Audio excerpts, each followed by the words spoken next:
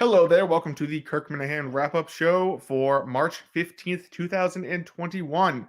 Today's show was it's been a pleasure in honor of the late Dale Arnold, who had his last show on WEEI on Friday. So it's been a pleasure. He has been replaced by Andy Gresh, who was formerly of Gresh and Zoe in the Boston market, and he was fired from there for being so boring. Imagine going up against EEI and still being fired. So that just shows you the newness that WEEI is coming up with is that they're saying like, hey, this guy who was fired 5 years ago, we should bring him back. So I am joined today by reject show now in the middays. One, it's just they both were there, and they both. I mean, I think what was Keith, because I remember I was listening to Jones the day Keith left, and I liked Keith on Jones. Just he was like I did too. It was like a blind, like almost blind Mike as sidekick, and then and like you couldn't blame him for the opportunity if like from the backside to finally become like a host. Yeah. So good for Keith on that, but yeah, I don't know. I was driving up to a doctor's appointment today. Tried to turn it on for like 2 seconds, and I was like, no. I don't know if you ever heard this before, but they're doing a bracket to pick their theme song, like Dale and Holly did when they took over the afternoons that first time. Oh, they have because it's springtime. Isn't that a thing? A bit. Spring madness, they call it. Yeah. Nice. That's very original. So I am joined today by my Monday regular, Andrew Augustus, who actually made a phone call on today's show and got a comment on the record from one Seamus Kirk Minahan about the trivia and stuff like that. So, hey, oh my God, I can't fucking speak today. I'm telling you, I bought this fucking book and I've been like skimming through it, and it's fucked with my head. Like my mental health has legitimately not been at a lower point like this year. It's my head is fucking. So for those of you that are listening, I went out today. It comes out tomorrow, Tuesday. Sidelined: Sports Culture and Being a Woman in America by Julie DeCaro. It comes out Tuesday, but I was thinking I don't know what time it's going to arrive because I pre-ordered it from Amazon. So I called Barnes and Noble, the closest one to me, and I said, hey, there's this book coming out tomorrow. Do you have any copy of it? They said, oh yeah, you can just come in and buy it because it's like it's scheduled to come out tomorrow, but they're like, we have one copy of it. So I mean, if you want to buy it, so they held it for me. So if you are looking at a Barnes and Noble, I know Kirk picked this up at a Barnes and Noble as well. So I believe all the copies of Sidelined in Massachusetts might be sold out. So all three of them. I've just been skimming through it, Andrew, and we are in for a treat tomorrow. I'm so excited. So I wanted to thank you, one, for your service for doing this, so that way I now do not have to spend a dime and contribute to that, and I still get to hear the magical fun of what's going to be inside that book. And from the little snippets, it's amazing how rent-free people are living in her head right now, and it's just something else. It's going to be rent-free for a while, and you know what? It's going to be entertainment, but I don't think it's not going to last. She'll get like the initial, like, oh, look, we've sold this many books. And then it's just going to dip because the joke will be over. Oh, but I don't think there's going to be many books sold in the first place. Like they'll see like the Minahan bump because there's going to be people like you and who are going to be like, oh, what is this all about? Or like do like, what's it? Kindle probably. And I really hope they have to buy the audiobook, especially since she read it. Oh, well, we can compare audiobooks afterwards. We can. I would love to have a side-by-side comparison between you and her. Can I prove that the Stoolies who were harassing me during my last major depression were inspired by Minahan's podcast? I can't, though. I certainly have my suspicions. But the whole thing got me thinking that no accommodation was made for my struggles with depression, nor that of any other woman who has been trolled by Minahan or Barstool. For that, so 10 a.m. tomorrow, you'll hear more of that. I'm so excited. On the Kirk Minahan YouTube channel. Maybe I'll throw it up on the KMS wrap-up RSS feed. So let's just jump right into it. It was a long show today. There was so many subjects. I think the main subject, even though it was titled after Dale, and this whole thing with Dale was going on last week, him retiring, I think the Julie DeCaro stuff was, I think, the core of today's show. Just the sound of her on her podcast where she was talking about. So I listen to the podcast every week. So when she was like saying hi to all my Barstool fans that listen every week, it's just me. I've never seen any other Kirk Minahan show person or Minifan ever tweet out that they listened to or they found this sound, because they obviously would have tweeted out and it would have kind of went around the Miniverse if someone listened to it. So it's just me. So I was listening to it, and she said Kirk's name. She said it's mostly been Kirk Minahan fans, which I'm just like, you would save so much trouble if you just learn the term Minifans. She's printing too much ink in this book saying Kirk Minahan fans. So, and then I got to the point where she's like, they're making videos about me. And I thought, oh, she must be talking about the Warden of the North video. Then she got to the point where she said, it's because their whole shtick is they think I'm lying about being a gymnast because I'm so fat that I must be lying about everything else. And my first thing was, okay, I've never heard that before. I think I've heard her say she was a gymnast before. I don't give two shits that she was a gymnast.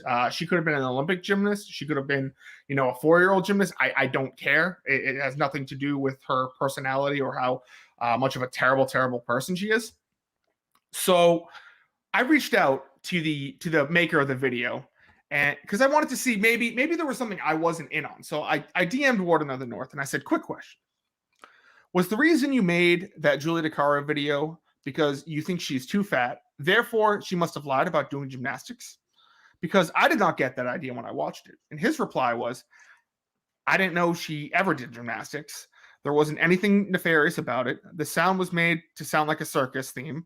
The sound she made sounded like a circus theme, so I depicted her as a clown doing clown things. Who's saying differently? And I just responded, Julie DeCaro. so I think we're even in for a bigger Julie DeCaro show on Wednesday, because I'm sure that Kirk has his nose in this book as we speak. He's probably already finished with it, because I'm sure he got it around like 9 or 10 a.m. and he's already finished with it. But I can't wait. I think Mike's mentioned a couple times in this book. He's mentioned as Kirk's sidekick. So smart to have him coming back. One, and Kirk kind of strikes me as the person who, especially on a book like this, would take notes inside the book.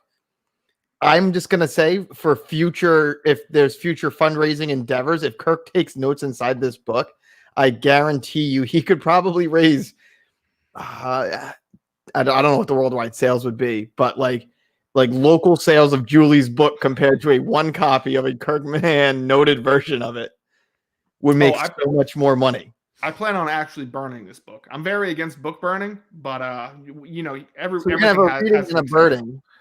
So no, I'm going to burn this book once I'm finished with it. You're gonna do it for the YouTube content, of course. Yeah. So for the Julie DeCaro stuff, obviously I'm reading the entire book front to back tomorrow, 10 a.m. on the YouTube channel. It should be great. I'm looking forward to it. I've only skimmed through it, so yeah. So I don't know if there's anything else you want to say on the Julie DeCaro thing. Did you know she was a gymnast? Is that I the reason did not why? When I first heard that this morning on the soundbite, I was like, we make fun of you because you are one of the dumbest takes. And I forget who it was today and how you got brought up, but someone tweeted out, she's an idiot when even Big Cat hates her. Yeah. And it turns out Big Cat's going to tune into your reading tomorrow. No, Big Cat, I'd love to have, maybe he'd like the copy after I'm done reading it. So let's move on to the Dale stuff, because we could talk about how Kirk kind of shit on the Mike and Justin project from last Monday, but I think we've heard enough of Justin trying to co-host with Blind Mike. That was I said that on Kirk and Off. It was just like, it's like when you're trying to buy, oh god, what was it, in like high school? You try to buy like the cheap crappy weed, and you were trying to get that. Like, that's what it was. It wasn't the real stuff, but you were like, this is gonna last me for a week without it. It's like a little junkie waiting for that next tie. I tried, Andrew. What can I say? I tried. So that was fine. The Dale stuff was incredible. That Kirk knows like everything that goes on inside that office. He has, quote unquote moles, I guess if you want to call them, that give him all the gossip from WEI. So Dale Arnold like he said, if you think he retired and did not get fired, you are out of your fucking mind. And I think to show he's trying to convince everyone that he's retiring. That's why he didn't do the big grand farewell tour. He did like half of it. Like he wanted to take phone calls. Like there was this guy on Twitter who was like chirping at me saying like Dale is incredible and I'm just a piece of shit. He actually called in because his name was like Dice, and they would do a segment about him where they would call Rolling the Dice, and it would be his hot takes. So he actually called in, and they were like, oh, blah, blah, blah, the mystery guest. Oh, I'm sure that was a real mystery there, Dale. So the fact that they had to shut down the phone lines and Dale was not able to get his farewell tour that he obviously wanted so much, I think is just perfect. Yeah, you could hear, especially towards the end, the anger in his voice through everything. It's I mean, I've only seen him like once in passing.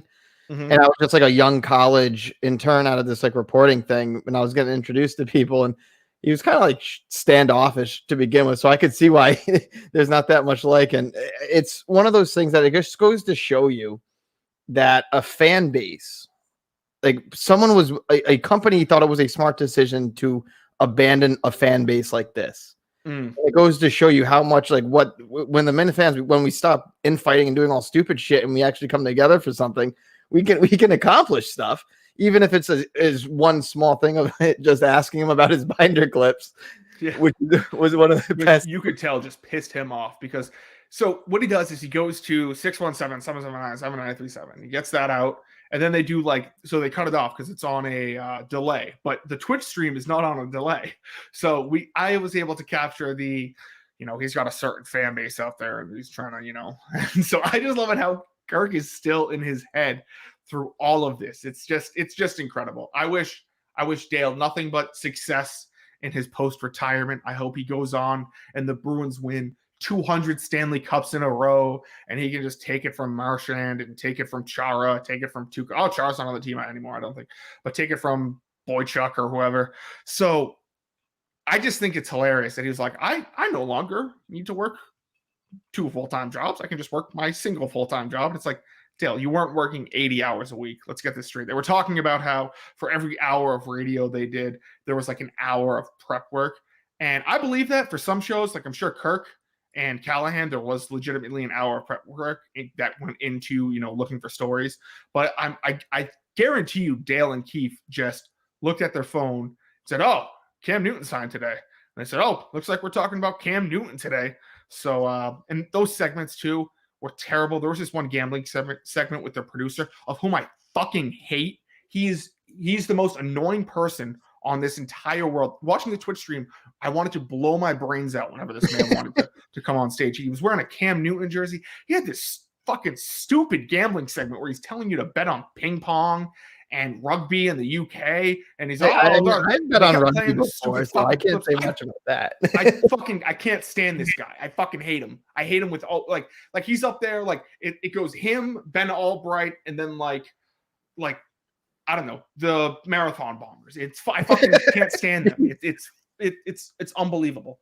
So anyway, so the Dale stuff, it's kind of sad to have Dale out of our lives, knowing that we're going to have to look a little, we're going to have to tune into nesting to try to see if we can get some ghost hunting stories or things of that nature. Steve was right today when he mentioned that the sound clips were, I think it was Steve that said it, that you're never going to get any better sound clips than the ghost story ones. Because those were incredible. Those were just so priceless in that joke class. Because that joke got me blocked by Dale because he's posted something. So I did like 3 ghost emojis. And the next thing I knew, he blocked me. Yeah, he blocked me. I think it was back in 2019. Late 2019. All I did was I tweeted at him. It's like the sexiest person. It was like Sexy Day or something like that on Twitter. And I was like, the sexiest person I know is at Dale E. Arnold. And he was like, block. And I was like, oh, fuck. You gave him a compliment. What a jet. I know. It's kind of fucked up. So yeah, that Dale, the sound from the Dale segment was great. I just love hearing just host. I just love it when Rich Keefe went into when Chris and Methuen said, they could cut Cam Newton just like how EEI kind of cut you. And Rich Keefe just goes into, will they really cut Cam Newton? It's like, dude, that's not the fucking point of the call. Like, how you are a legitimate robot. if you think that was the point of the call. I don't think it's one of those situations that it's definitely an edict that if anything like that, they had to know this was coming. If they didn't know that this was going to come, then they're morons and they deserve everything that happens to them, and they deserve it anyway. But for that, I guarantee you there was just, and you've heard about it, like an edict. You can't say his name. You can't just talk about it. Ignore it. Yep. And what they fail to realize by giving that very piss poor advice is it just feeds into it because it makes you look that more stupid. Because like if you want to come off as like I'm a normal person, then you go up and say, all right, very funny, a-hole, or whatever it is you can legally say in the FCC, and then you move on to the next. But it reminded me so much of that guy that got canceled over the summer, the Cincinnati Reds play-by-play guy. I'm sorry. Yes. And it's drive the center field. Yes. So like you said, there is a sort of rule at WEEI, not to speak his name, sort of a Voldemort rule, which someone might bring up in a certain book that I will be reading, and uses that exact term, the Voldemort rule. So that's fantastic. Yeah, that book's going to be like maybe they're taking plays out of that book because it sounds like one and the same. Jeez, it's going to be a fun time. So there were some other segments in today's show that I just think were laugh out hilarious. The Steve Pizza thing.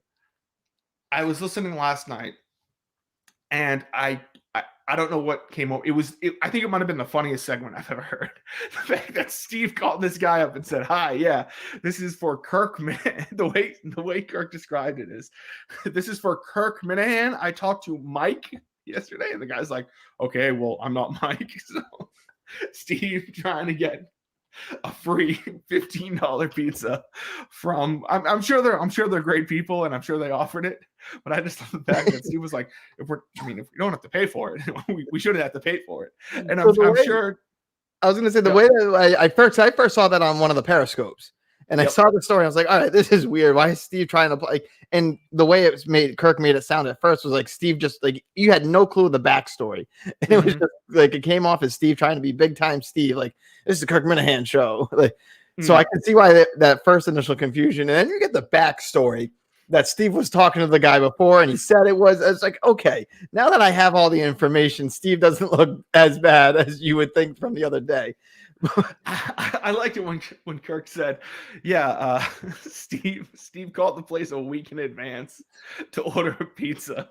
And I can just imagine like calling up Papa Gino's and say like, hi, yeah, I'd like to order a small cheese for next Tuesday at 2 p.m. And then just being like, what? Oh, okay, like sure.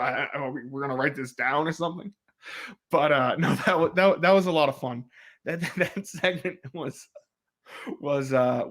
very funny. So let's switch to a more serious note. So apparently over the week off, there was some sort of Zoom call where I guess because I don't know, Phil or someone threatened. Kept going at Erica saying, oh, Kirk's doing this, Kirk's threatening, blah, blah, blah. So there's this whole Zoom call. And I just want to point out how great it is that Kirk just decided to do that, decided to have the Zoom call, even though apparently it was a complete disaster. It was just. Yeah, so I was actually on the Zoom call. Okay. As soon as I saw that. I knew nothing about this. Yeah, so when that came out, I hopped on and I was like, all right, let me see what this is all about. Because I'm just like trying to figure out all like the backside because you hear one side from the show, then you hear the other side. So it's like, all right, everyone's in the same room. Let's talk about it. And what I took away from it, one is the fact that Kirk took the time to do this in the middle of recording the case is something that shows you that for all the people that says, oh, he doesn't care about this show anymore. He only cares about the case, blah, blah, like this next step. It just goes, that flies right in the face of it because he wouldn't take the time out if he didn't care. He would just basically be like, F you and gone. So to even do that is beyond approach. And then Blind Mike Sneakers just comes off hot out of nowhere. And it's just going off like tweeting out pictures. Oh, it's all right for you to do it. And this, and he goes, well, we're not doing it. He's like, well, you say it. And it's like, your fans are crazy enough to like joking. So I'm thinking like, so you kind of sound like the Democrats when they're like blaming Trump every time for his words and stuff. Yeah, and let's go to the left. It's like it was just so funny, and I'm sitting there laughing. And of course, then he gets going, "I'll go there and kick your ass. I'm not going to kill you, but I'll beat you up." I'm like, oh my God, this guy's an idiot. So last week, Steve, I needed to do something for the case. I needed to pick something up somewhere and bring it to the office. So I figured, I get there. I told Steve I was on my way. I just walked into the studio and I was like, hey. And Steve was like, holy shit. And he has some self-defense techniques. He's like, I almost tased you.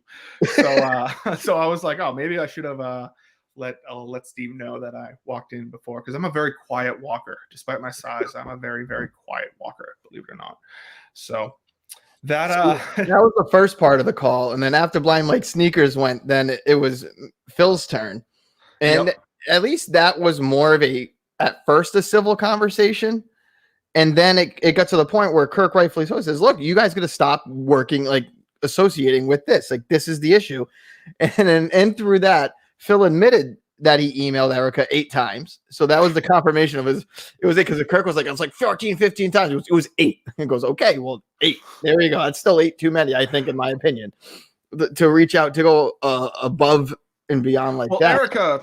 Erica, that's like on her top priority list is what's going on in Mincel Phil's world. Right? It's like, and I think Kirk takes it rightfully, because I feel like anytime you get into any sort of doxing situation or anything like that when you're giving something or reaching out to someone's employer, there's automatically, and Kirk rightfully said this, it's automatically can be interpreted as you're trying to get me to lose my job. Oh, it's never like I wasn't trying to do that. I go, well, if you just if you say I have to talk to you about your employee about something that has nothing to do with my work and performance, I'm going to tell you you're trying to get me fired at work.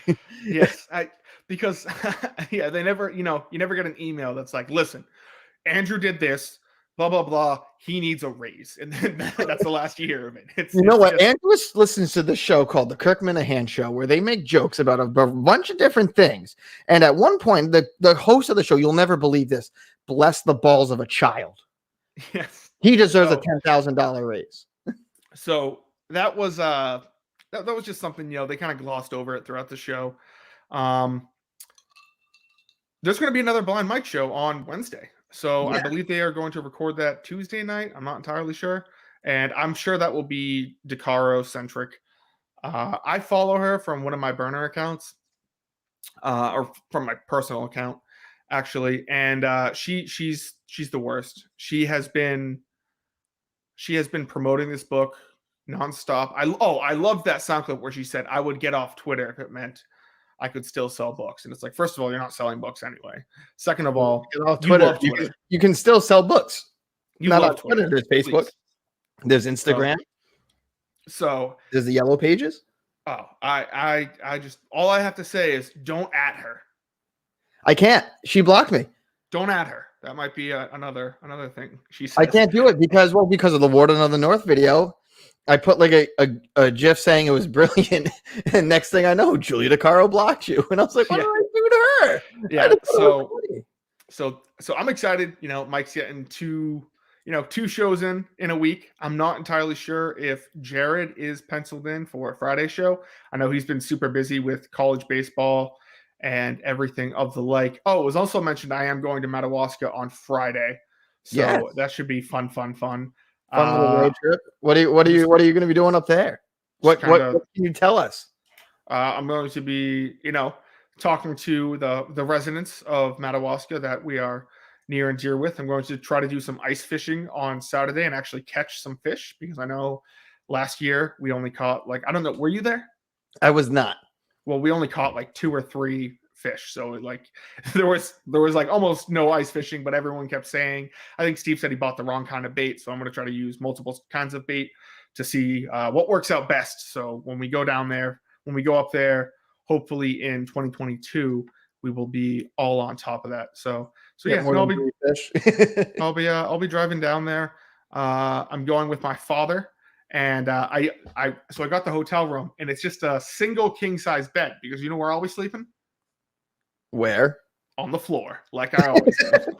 What I did in Miami and what I did in Madawaska, baby. That's the Justin special. I love that when me and Mike were sharing a hotel room. I was like, I'll take the floor. Mike's like, no, you can seriously, like, it's fine. And I'm like, no, I'll take the floor. I think it's funny if I take the floor. So I'll be sleeping on the floor on Hey, Friday. you've done it once, you can do it again. It's not going to be so bad. And speaking of trips, because on that trip we learned about your famous list, and your That's list right. again, and your list changed today, right? Oh yes, I had yeah. When Big Cat said he was going to listen to my reading of Sidelined: Sports Culture and Being a Woman in America. He said he's going to tune in and that he finds me funny. So this is honestly the best infomercial for that book ever, by the way. But yes. Go out, but buy the book. It's on. It just might be somewhere. I don't know. I bought like the only copy I think in Massachusetts. So and it comes out tomorrow technically. So I don't know. Go search for it. Read it. Julie DeCaro is she was laid off from the Score, and now she like writes articles about why Tom Brady needs to wear a mask at the parade. So she's doing great financially. So just check out her book. Yeah, check out the book. And I think it's what's right about it is the fact that about this whole scenario is if she knows she can end this. Like it's just like how Goodell can end the spat with. Oh yeah. You lean into it, you go on, you have the conversation, you can make it yourself into a likable character from it. And it's it's one of those things that's like, stop playing the victim card. And that book just screams victim for no reason. Like, when I heard that gymnastics quote, it felt so much out of left field. As someone who listens to the show as regularly as I do, mm-hmm. I think I would have remembered like a gymnast if there was a actual gymnast bit on her, and there hasn't been. It's like something like that you don't just forget. Like, oh, we make fun of you because you're a moron. The other thing I wanted to say about Julie DeCaro is she needs to turn her mic down. Her mic was way too fucking loud. Her gain was way too high. I know that might just be angry. Like a producing standpoint, but no, it was like that the entire fucking thing. Like her co-host would talk and then she would talk, and it would be like this. She would just be talking like it was way too loud. So that's it. Let's get into the phone calls. You called in. I did. You got a quote from one Kirk Seamus Minahan, which I'm sure will be a part of the next Kirkenoff. Yep, it'll be part of the news. It's always good to get into these nice press conferences they can hold whenever they take these calls. It's tough to kind of get at one day. I would love to be able to like time it so that way I can get them right after the dozens match, so you can get them in the heat of the moment. But I doubt that kind of access will ever be granted, which is fine. So I'll take the time when I can. And I was happy with the first question. We're still rolling well. And I always overthink that second question. Mm-hmm. And I definitely misworded it. So when I remember hanging up and heard go find a tree, and I was like, I'm screwed. No. It's fine. It's fine. I like Kirkenoff. You guys do a great job, but it was not nearly as funny as I don't even know that this caller has no name. All we know him as intern Nick's wife, acquaintance, who he once had a boyfriend from high school. So this guy calls in and thinks he has some hot gossip that Kirk and Mike and Steve are just inching. Like they need this. You're familiar with intern Nick, right, Andrew? Yeah. He hasn't worked for the show in like 6 months. Like it's been a while. I remember the name, and then it was just okay. Yeah, he did a great job. I still keep in touch with him. He's a great guy, but this guy, as soon as Nick like showed up on the first Minturn show, he was like, holy shit, dude.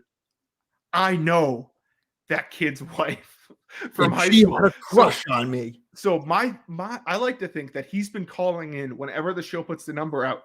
He's been calling in with this super hot take, this super hot gossip that I knew intern Nick's wife from high school, and she had a crush on me, which I think people should just start calling in with random information on everyone from the show. Like, I'm not talking about like bad information. I'm just talking about like, I saw Mike at a Speedway in 2014, and he bought a single Mountain Dew. He could have gotten the second one for like $1 more, but he only bought one. What an idiot. But hey, it's something along the lines of that, because it was just I cannot even think of that without laughing. Just this This guy is why I calling like in. calls, because that reaction from Kirk, Mike, and Steve was just like, what the fuck is going on? Where is this going? Like, was he going to create a character of like, Nick's wife, is having an affair with this random person, and why the show would care? But I don't know. It all comes down to it. Well, It some of the was, phone callers, they can have layers, so maybe this was just layer 1 of like 6. And it's yeah. just I mean, there were a crumb couple. trail, breadcrumbs. There were a couple calls that didn't hit. The Andy Gresh call. I was gonna say the poor Andy Gresh call. It's like Yeah, it was like there is something there. The idea is there. Yeah, when Kirk is like, I bet this went better in your head too. That's when Kirk respects the idea. Is when he says something like, I bet you this went better in your head, because he's like, I can see where you're going with this, but it's just not quite panning. And I think it's a out. smart move to do that too, because then you can still save the bit. Because now that the idea's out there, it could be executed in a different way. So meanwhile, I'm also kind of sick of the "is Mike there?" hangs up, even though, like they said, it gets you every once in a while when you're not expecting it. But when people like start off the call and they're like, "Oh, is Mike there?" and they say, "Yep," and then if they're going to hang up, it's not funny. Well, even what was it? The third call that did today. Oh, is Mike there? And they're like, "Oh, yep." Oh, great! I have a question for him. That's like, yeah, no, that's funny. I like that. The hook. That's like, it's you have to deal with the like when it gets monotonous and boring for the every like once in a while. That one last one sneaks and goes, "Oh, I have a question for Mike," and then. But I don't even think he was doing that on purpose, which I think is what makes the calls great, is that they're just so random. We really don't know what to expect, and all that jazz. So. And then, of course, we get a good drunk Greg Hill again today. Oh, I mean, drunk Greg Hill, by far, in my opinion, the best caller. Yeah. He's the most consistent, most... And my favorite moment of a drunk Greg Hill call got immediately shot down was the time he tried to call in as Julie DeCaro. Yeah. Julie. No, Greg. No. Yeah. So that's what I thought of the phone calls. There also was a segment on today's show a little bit about Bill Burr. They tried to cancel Bill Burr. I don't know if you saw this, but some people were claiming on Twitter that Bill Burr is not racist, because I don't know if you've seen his wife, but she is African American, very dark skinned. It's not like, and I don't know. I just don't think you can be a racist and marry the love of your life, and the love of your life be a person of color. But I'm not racist, so I don't know. But I saw someone tweeted, and Kirk retweeted it. It was like, actually, marrying a person of color is actually a form of racism in and of itself. And then he went on to describe, because you're like using them and all this other stuff. And I just thought, damn, it's crazy. Every year there needs to be some controversy to get people talking about the show. What he said wasn't bad at all. It's like, hell. All he said was, people are going to try to cancel me, and then people tried to cancel him. So he's like, "Oh, I probably butchered that name up. Now people are going to try to cancel me." And would you look at that? Yeah. And what was it? Was it like a female to that one? Because then it was like sexist too. He could have been sexist. It could have. No. He said, I'm sure all the feminists out there are pissed that it's that a cis white male is doing like Latin. It was like Latin. It was a Latin category, right? He's doing all these Latino awards, and that's all he had to say. And yep. For sure, people just went after him. So I thought that was it's just as bad as Tom Brady being racist for winning the Super Bowl against an African American during Black History Month, as that was going around. So it's I love Twitter sometimes. So yeah, that really about does it for the show today. I don't know if there's anything else you would like to add. No, it was just the amount of listen I needed after a week off. And it kind of makes me sad knowing that there's going to be another week off coming up. So it's like, all right, we're going to enjoy this. Excited for Mike and Justin show, baby. Well, another. I have that date circled for Mike and Justin part 2. And I have to say, Mike, to blind Mike, if he's listening right now, if he wants to talk about my cancel story, like you said, I'll go on and tell it a third time. I don't give a shit. Because a mutual friend tried to use that against me over the weekend. So I was like, fine, whatever. F off.